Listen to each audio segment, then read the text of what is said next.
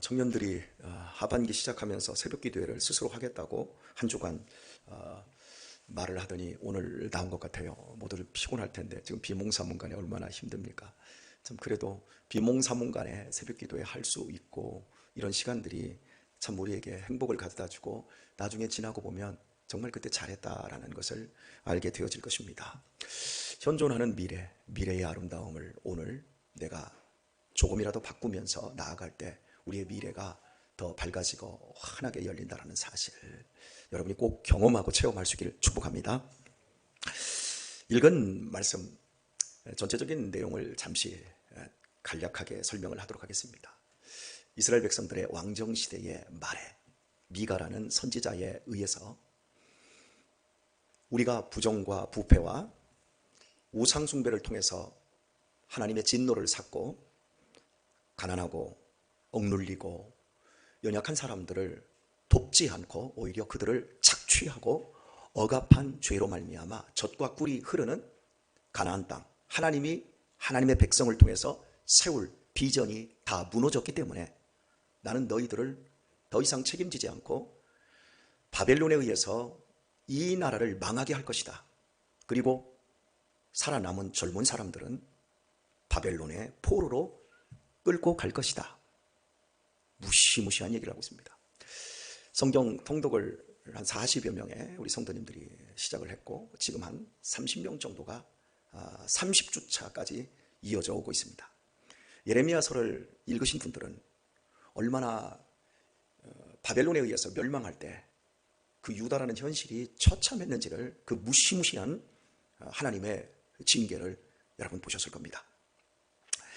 이런 이야기를 담아서 미가가 경고하고 있는데 여기서 끝나지 않고 이렇게 처참하게 하나님이 심판하시겠지만 반드시 너희들을 다시 이 땅으로 돌아오게 해서 원래 세우려고 했던 그 나라를 회복시킬 것이다 라고 하는 멸망과 멸망 이후의 회복의 약속을 하고 있는 메시지를 오늘 우리가 읽은 겁니다.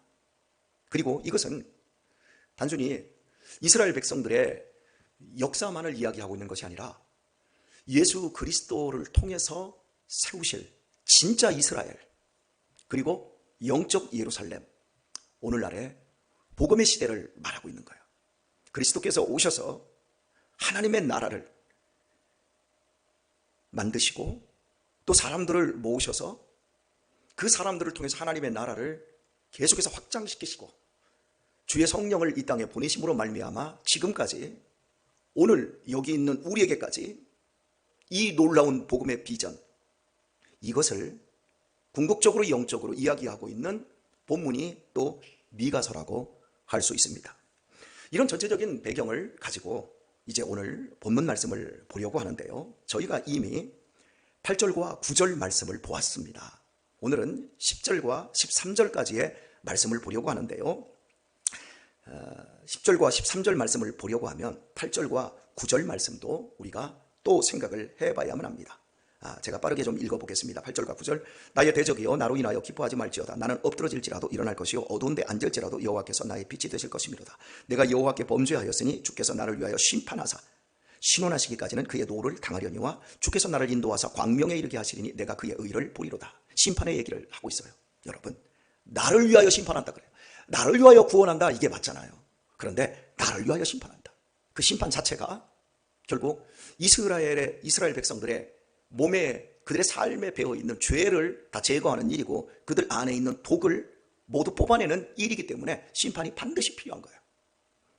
이렇게 심판받을 때 바벨론에 의해서 나라가 멸망하고 모두 죽임을 당하고 그들의 재물은 다 탈취되어지고 그들이 살고 있던 땅은 모두 다 폐허로 바뀌어지는 이 무시무시한 심판이 있는데, 미가는 자기가 잘못을 한 것처럼 유대의 죄를 짊어지고 나는 엎드러질지라도, 나는 어두운 데 앉을지라도 하나님이 나의 빛이 되실 것이고 내가 여호와께 범죄하였으니 주께서 나를 위하여 심판하사 신원하시기까지 다시 살린다는 거예요. 다시 회복시킨다는 거예요. 그때까지는 하나님의 노를 당하려니와 주께서 나를 인도하사 광명에 이르게 하시리니 내가 그의 의를 보리로다. 심판과 엄청난 환난을 통해서 하나님이 이스라엘 백성들을 광명에 이르게 하고 결국 하나님의 의, 하나님이 일하는 방법이 의예요. 의. 이것을 내 눈으로 보게 될 것이다. 이런 고백을 한 다음에 10절, 오늘부터 보아야 될 말씀이 시작되고 있습니다. 나의 대적이 이것을 보고, 나만 보는 게 아니에요. 하나님의 백성들만 보는 게 아니에요. 내가 처참하게 하나님의 손에 의해서 무너져 내리고, 그리고 다시 그보다 더 멋지게 회복하는 이 일을 나만 경험하는 것이 아니라 내 주변에 있는 사람들이 함께 다 보는 거예요. 신앙은 혼자 머리띠 둘러매고 산속에 처박혀서 가부좌 틀고 은둔한 상태에서 수련하는 게 아닙니다. 사람들 사이에서, 그것도 신앙을 비웃는 사람들 가운데서 나도 알고 너도 하는 것으로 신앙생활을 하는 겁니다. 이수신 장군 되려고 하지 마세요. 내가 죽은 것을 누구에게도 알리지 마라. 회사 생활하면서, 학교 생활하면서 크리스찬 아닌 것처럼 놀 거 다 놀고 즐길 거 다 즐기고 할 짓 못할 짓 다 하면서 내가 크리스찬이라고 하면 하나님의 영광 가리고 나도 창피스럽고, 그래서 이순신 장군처럼 나의 부정한 행위를 누구에게도 알리지 마라 그러면서, 그러면 안 돼요. 다 알아요. 모르는 것 같아도 다 알아요. 벌써 압니다. 얼굴 표정을 봐도 알고요, 이 모양새를 봐도 알고, 옷 입는 거 봐도 다 알아요. 길거리에 딱 걸어가는 한 60대 정도 되는 분이, 저 권사님입니다. 99% 다 맞춥니다. 저분은 장로님이다. 99% 다 맞춥니다. 여러분, 속일 수 없어요. 다 목도하는 날이 와요. 나의 대적이 이것을 보고 부끄러워하리니 그는 전에 내게 말하기를 네 하나님 여호와가 어디 있느냐 하던 자라. 그가 거리에 진흙같이 밟히리니 그것을 내가 목도하리로다. 네 하나님 살아계시면 네 가정에 이런 어려움이 있겠어? 네가 이렇게 실패하겠어? 하나님 없는 거야. 그리고 네 신앙이 가짜니까 하나님이 살아계시다면 하나님이 너를 축복해야지. 네가 어떻게 이렇게 망해? 이런 이야기를, 이런 비웃음을, 이런 조롱을 당하는데, 이 조롱을 한 사람이 결국 내가 신원되고 회복될 때 부끄러워진다 말을 합니다. 그러면서 그가 거리에 진흙같이 밟힌다. 이 세상 사람들은 믿음의 사람들을 좋아하지 않습니다. 그 이유가 무엇입니까? 우리가 믿고 있는 바 그들도 두렵기 때문에 그렇습니다. 천국과 지옥이 있다고 그러잖아요. 그런데 그들은 안 믿어요. 안 믿지만 우리의 신앙을 그들이 인정해주면 자기들은 지옥에 떨어진다는 게 뻔한 결과로 나오는데 이게 쉽겠습니까? 안 받아들이죠. 천국과 지옥이 없다. 심판이 없다. 그리고 기독교를 얘기하면 세상 사람들이 싫어할 사람들이 단 한 사람도 없어요. 왜? 주옥 같은 기가 막힌 말씀을 예수님이 하셨거든요. 잠언, 전도, 시편, 위대한 윤리가 펼쳐집니다. 기분 나쁠 게 아무것도 없어요. 그런데 천국과 지옥이 있고 당신 죄인이고 당신 예수 믿어야 되고 우리는 예수님을 믿음으로 말미암아 구원을 얻었다 이러는데, 그걸 세상 사람들이 받아들이면 우리는 지옥에 간다라고 하는 걸 인정하는 것이고 예수님 안 믿으면 멸망한다는 걸 인정하는 이 세상이 우리를 비웃지요. 그들은 엄청난 열등감과 우리를 향한 두려움이 있는 거예요. 그들은 어둠이고 우리는 빛이에요. 그래서 어둠은 자꾸 빛 안에서 숨으려고 하는 거예요. 비웃음, 그리고 어떤 억압, 그리고 핍박, 이런 것으로 기독교를 누르고 죽이려고 했죠. 그러나 그들이, 하나님이 당신의 백성들을 통해서 일하시는 것을 보고 결국 부끄럽게 되어지고 자기들은 그냥 밟히는 흙처럼 끝장나고 마는 거예요. 이걸 목도할 것이다. 눈앞에서 보게 될 것이다 말하고 있어요. 여러분, 여기서 진흙이라고 하는 거 그냥 원문 그대로 아담아, 그냥 먼지에 먼지. 세상 사람들 성공하고 멋지게 삽니다. 지금 여러분들보다 일찍부터 성공한 사람들이 많아요. 어마어마한 성공을 구하는 사람들 많습니다. 그들이 진흙이 되어가고 있는 거예요, 이 땅에서. 그리고 나중에 부끄럽게 되는 거예요. 한평생 살았는데 산 게 아니에요. 그냥 소비하다가 끝나버린 거예요.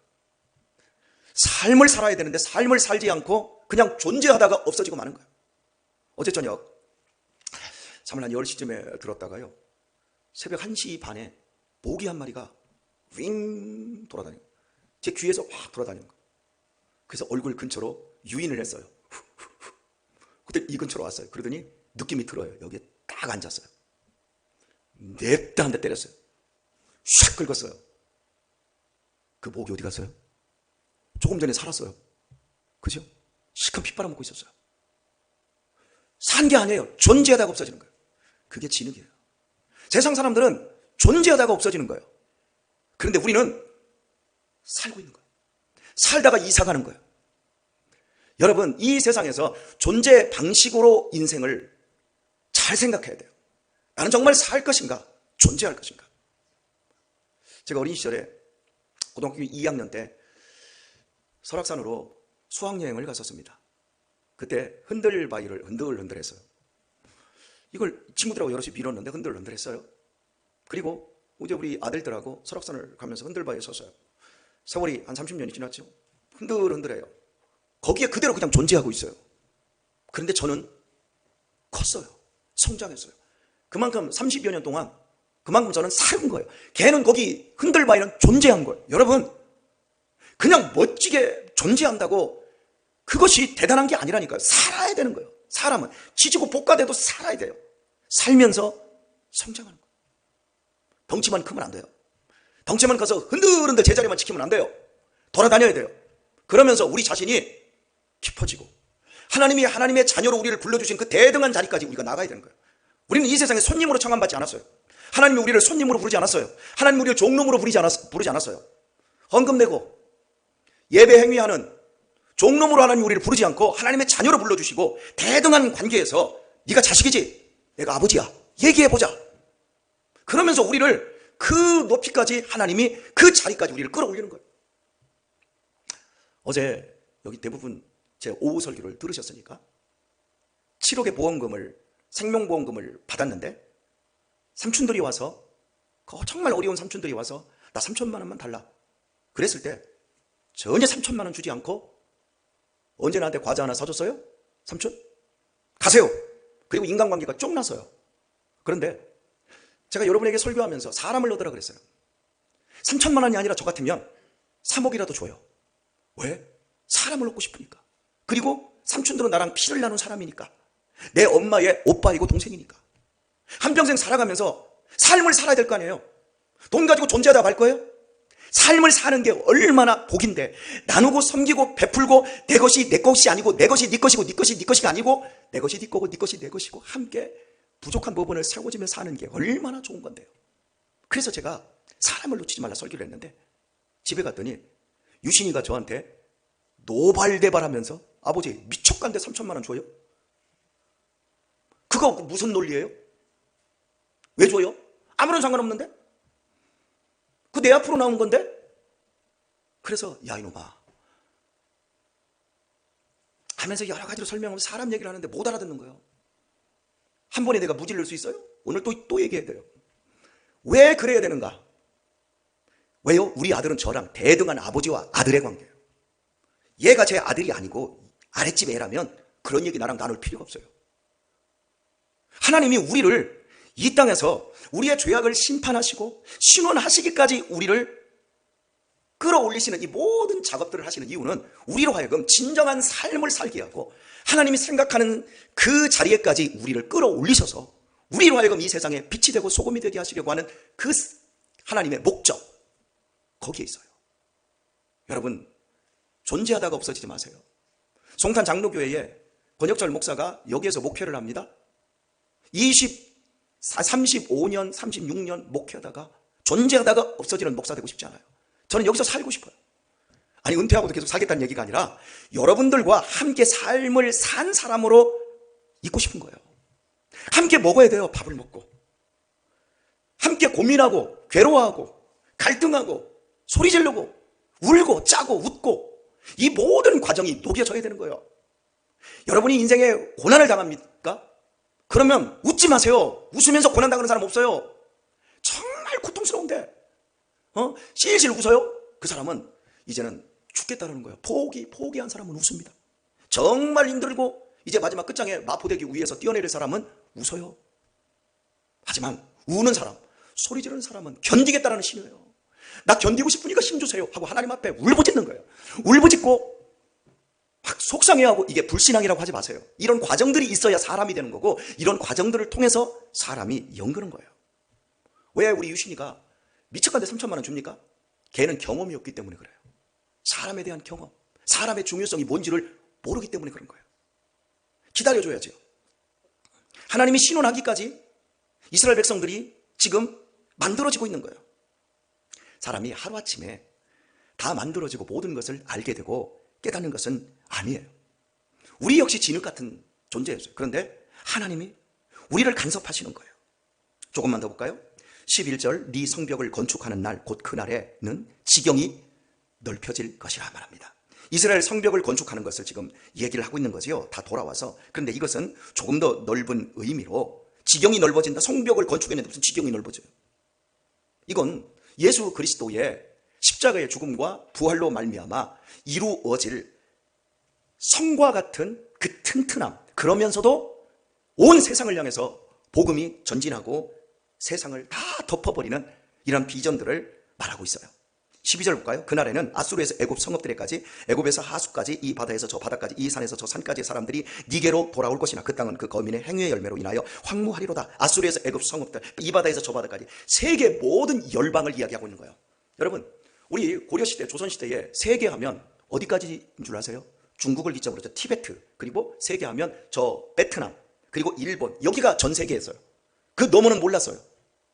당시 성경이 쓰여지는 이 미가 시대의 전 세계는 애굽에서 아수르, 그 지역이 전체 세계예요. 그러니까 하나님이 이스라엘 백성들을 멸망케 하고 그들을 고통 가운데 처하고, 그러나 나중에 신원하는데, 신원하고 보니까 성벽이 재건된 것처럼 온 열방에 하나님을 인정하는, 하나님의 일하심을 목도하는 이런 일들이 다 퍼진다는 거예요. 그러나 하나님께로 돌아오지 않은 그 땅은 행위의 열매로 인하여 황목해 된다, 이렇게 말씀하고 있습니다. 하나님께 돌아오는 거예요. 사람들이 하나님이 신원하시는 역사가 일어나는 거예요. 그러나 하나님께 돌아오지 않는 곳, 그 사람들은 자기 행위의 열매가 뭐예요? 결국 존재하다가 먹고 마시다가 멸망하는 짐승처럼 황무하게 되는 거예요. 오늘의 말씀을 맺도록 하겠습니다. 고난은 절대 고통이 아닙니다. 시각을 달려야 됩니다. 고난이 있으면 하나님이 나를, 당신의 그 대등한 아버지의 그 자기까지 나를 이끄시려고 하는 하나님의 일하심이구나.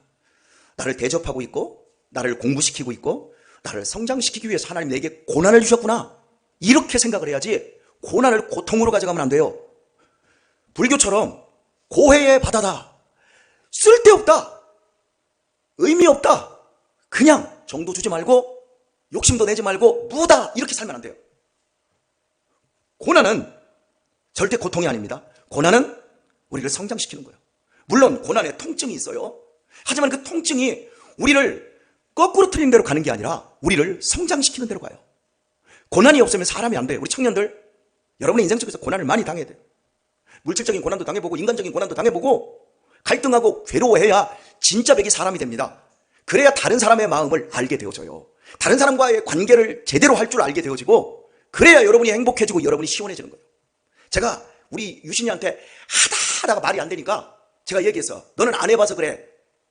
네가 돈 가지고 네가 남한테 안 줘도 되는데 그 사람이 어렵고 힘들기 때문에 네가 도와줬을 때 네가 느끼는 그 기쁨과 환희를 네가 못 만나봐서 그래. 근데 저는 만나봤거든요. 오늘 우리의 삶 속에서 하나님은 우리에게 다 경험시키길 원해요. 우리의 손님 아니에요. 우리 손님, 이 세상에서 손님처럼 살려고 하지 마세요. 이 교회에서 여러분이 신앙생활하면서 신앙의 참된 기쁨을 누리는 사람들이 누군 줄 아세요? 구경꾼들은 이 교회에서 기쁨 못 누려요. 근데 여기 우리 김경순 권사님 엄청 기쁘죠? 우리 김경순 권사님이 눈을 이렇게 깠어요. 그래서 이뻐졌잖아요? 그런데요, 우리 김경순 권사님이 이 눈 까져서 이쁜 게 아니라 요즘 은혜를 받고 봉사를 하면서 나는 기뻐요, 손님으로 대접받는 게 아니라 내가 여기에서 하나님의 일을 감당하는 자녀로서의 그 기쁨을 누리면서 우리 김경순 권사님이나 우리 고명자 권사님이나 우리 박정숙 권사님이나 저기 우리 천병희 권사님이 얼굴이 미스 코리아가 되고 있어요. 그렇잖아요? 하나님이 다 경험시키는 거예요. 고난을 경험하지 않고 행복은 고난이 없는 것이다? 그건 무생물이에요. 그건 죽은 거예요. 여러분이 앞으로 어려울 거예요. 우리 청년들, 우리 교회 섬기다 보면 서로 갈등해야 되고 손해봐야 되고 뺀질거리는 사람이 보이고 협조 안 하는 사람들이 보이고 회비 안 내는 인간이 보이고 별의별 인간이 다 보일 거예요. 근데 여러분, 그걸 통증으로 가져가지 말고 여러분의 기쁨으로 가져가야 돼요. 왜? 다 경험을 통해서 우리가 자라나는 거예요. 오늘의 말씀을 맺는다 그랬는데요, 사람들이 그럽니다. 권 목사님 설교는 들려요. 안 졸려요. 왜 그런 줄 아세요? 사람을 이해하니까요. 최소한 목사가 되든지 여러분이 인생을 살고 청년들 어느 출판사에 나왔든지 세계 문학 전집 그 한 질은 다 읽어야 돼요. 그래야 인문학이 뭐예요? 사람을 이해하는 거예요. 간접적이라도 사람을 이해해야 돼요. 제가 우리 후배들한테 제발 책 좀 읽어라. 고전 좀 읽어라. 설교를 들어보면 공허해요. 왜? 사람을 모르기 때문에. 사람을 알아야 돼. 온몸으로 아는 게 제일 중요해요. 그런데 온몸으로 못 알으면 간접적으로 인문학을 통해서, 소설을 통해서 사람을 알아야 돼요. 우리 교회 요즘 빙점에 빠져 있대요. 속빙점을 또 이석봉 집사님이 또 읽고 있대요. 깊어질 겁니다. 넓어질 겁니다. 훌륭해질 겁니다. 예? 우리 남은 생애 동안에 멋지게 고난의 앞에 서시고 하나님이 신원하셔서 나를 목도하고 나를 비웃는 그 사람들이 나중에 진토로 다 부서지고 황무하게 되는 것을 여러분이 보는 제 정도 나이가 될 때 여러분이 그때 알게 될 거예요. 하나님 감사합니다. 고맙습니다. 여기 다 고난의 수렁을 통과하신 분들이에요. 더 멋지게 되시고 우리 청년들 더 복되게 되시고 승리하기를 예수님의 이름으로 축복합니다.